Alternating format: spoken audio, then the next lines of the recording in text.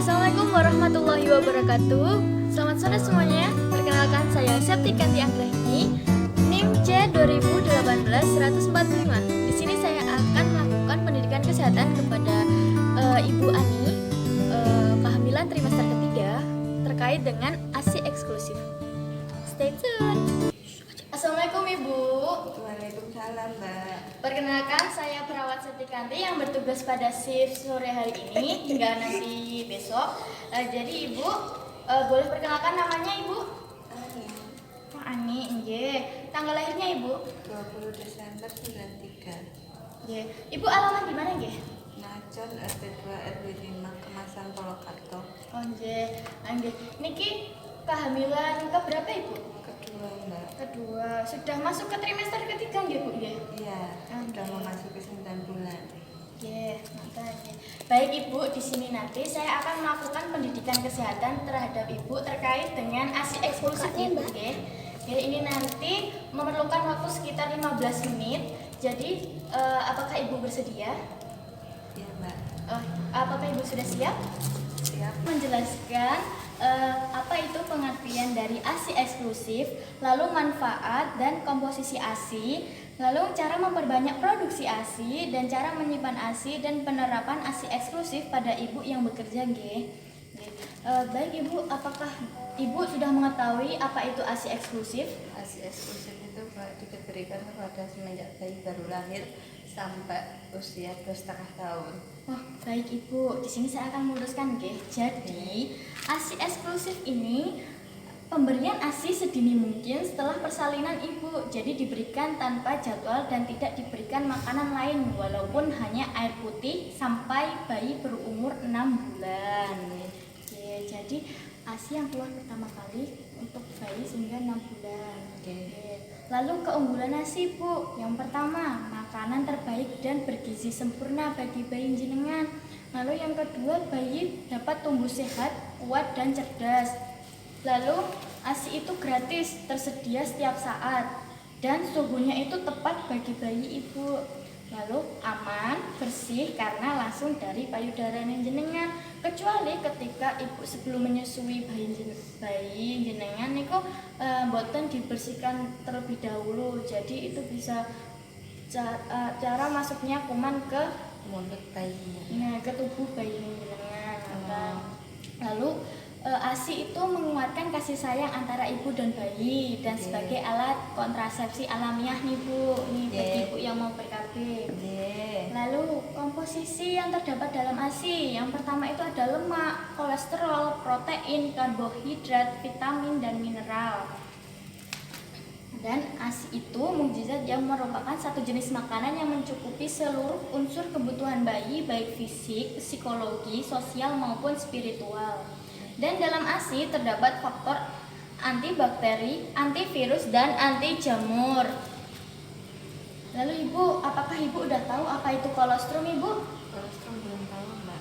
Baik Ibu, kolostrum di sini merupakan ASI yang dikeluarkan dari payudara ibu pertama kali setelah bayi lahir Ibu, dan biasanya berwarna kuning hingga oranye, kental, lengket dan terkadang bening, dan jumlahnya sedikit Ibu, hanya sekitar 3-5 sendok teh saja. Mengapa saya bertanya tentang kolostrum? Karena kolostrum ini sangat penting bagi bayi ibu.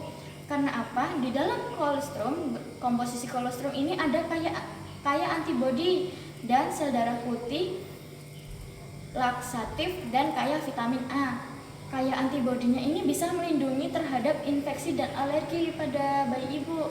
Jadi sangat penting Ibu, karena kan Ibu ini hamil trimester ketiga nggih. Jadinya kalau sebisa mungkin sehabis Ibu melahirkan nanti kolostrumnya itu tidak terbuang sisa dan langsung diberikan pada bayi ibu jenengan. Dan ini Ibu, 4 kunci posisi yang benar saat menyusui. Kepala dan badan bayi berada dalam satu garis lurus Ibu. Seperti yang saya contohkan, nanti kepalanya bisa di siku-siku lengan Ibu, lalu badannya itu telapak tangan Ibu menyangga bokong bayi. Jadinya Ibu bisa menggendong bayi jenengan itu dengan satu tangan. Lalu mendekatkan badan bayi dekat dengan tubuhnya. Lalu menopang seluruh badan bayi dan bukan hanya kepada hanya kepala atau bahu bayi, dan wajah bayi menghadap payudara dengan hidung menghadap puting ibu. Dan ibu perlu ingat ya, bayi itu menyusu pada payudara jenengan, bukan pada putingnya jenengan. Karena kalau bayi menyusu pada puting bisa menyebabkan lecet pada puting ibu, karena bayi itu menyusunya itu pada area hitam setelah puting itu loh Bu, itu namanya areola, dan di situ dia menyusunya yang benar. Lalu Ibu, di sini ada cara memperbanyak produksi ASI Ibu. Yang pertama, berikan ASI terus-menerus setiap 2-3 jam. Karena apa? Setiap Ibu memberikan ASI selama 2-3 jam, hormon prolaktin merangsang produksi ASI jenengan sehingga dapat memperbanyak produksi ASI. Yang kedua, istirahat yang cukup, hindari cemas dan stres. Karena apa? Ketika si ibu cemas ataupun stres ataupun istirahat yang kurang cukup, itu hormon prolaktin tidak dapat diproduksi ibu, sehingga kendalanya nanti produksi ASI ibu berkurang atau bahkan tidak dapat keluar sama sekali ibu, begitu. Lalu pola makan sehat bergizi seimbang, karbohidrat kompleks, protein, serat, susu. Lalu cukup kebutuhan cairan ibu, vitamin D setidaknya sehari 2800 IU per hari. Lalu membersihkan puting dan melakukan pijatan ibu. Membersihkan putingnya bisa dengan baby oil ataupun dikompres air, diusap dengan air hangat juga bisa ibu. Lalu untuk melakukan pemijatan itu nanti akan saya jelaskan setelah pertemuan besok ya. Lalu yang terakhir itu memompa payudara ibu untuk merangsang dan stimulasi pada payudara jenengan. Ini cara menyimpan ASI perah ibu. Gunakan wadah yang sesuai untuk menampung ASI seperti plastik bersih, gelas tertutup, botol dan lain-lain. Saya sarankan untuk botolnya itu botol kaca ibu, karena kenapa botol kaca? Biasanya botol kaca itu produksinya itu dipanaskan terlebih dahulu, jadi disterilisasi, jadi aman untuk penyimpanan ASI. Kalau pada plastik bersih, kan kita tidak tahu dalam pengolahannya itu menggunakan plastik daur ulang ibu, jadi tidak bagus untuk ASI itu sendiri gitu. Dan dalam suhu ruang atau kamar ASI itu bisa tahan sampai 6 jam.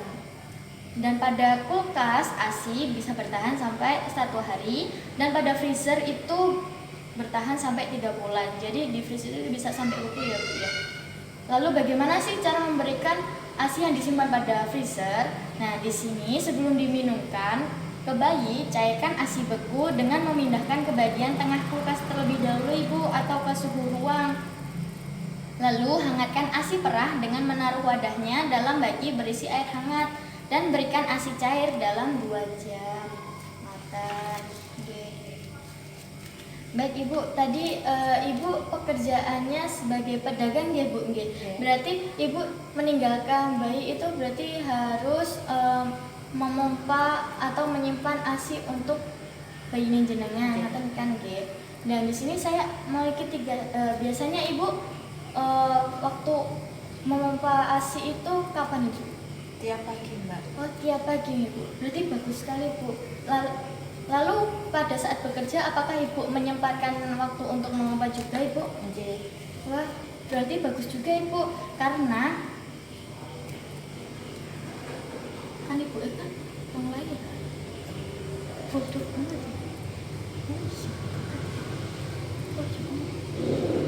Jadi orang lain kan wis tak umpeni kapan. Baik Ibu, di sini saya akan memberikan 3 cara disiplin waktu yang tepat untuk memompa ASI Ibu. Kan karena Ibu bekerja, jadinya nanti akan meninggalkan bayinya. Yang pertama, disiplin pertama itu bangun lebih pagi Bu, supaya dapat menyusui bayi 2 kali dan memompa 1 kali. Karena ini penting Ibu, ASI itu paling banyak dihasilkan pada pagi hari, dan hormon prolaktin paling aktif bekerja pada malam hari. Jadi pada pagi hari Ibu bisa memompa ASI dengan baik atau hasilnya nanti akan banyak, dan pada malam hari itu seharusnya Ibu mengistirahatkan payudara atau maksud saya paling diproduksi paling pada malam hari, ASI itu diproduksi paling cepat banyak. Yang disiplin kedua, selama berpisah dengan bayi, frekuensi memerah atau memompa minimal sama dengan jumlah jam terpisah dengan bayi. Jadi contoh, jika berpisah dari bayi selama 9 jam, maka payudara harus diperah atau dipompa minimal sebanyak 9 bagi 3 atau 3 kali nggih. Jadi 3 kali 3 jam sekali.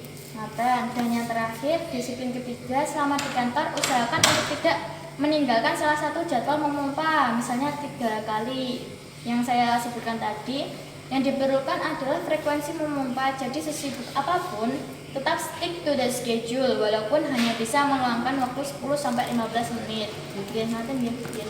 Baik Ibu, saya akan menanyakan pada Ibu terkait apa yang sudah saya berikan tadi. Baik Ibu, apakah Ibu bisa menjelaskan bagaimana cara memproduksi ASI agar tetap stabil, Ibu?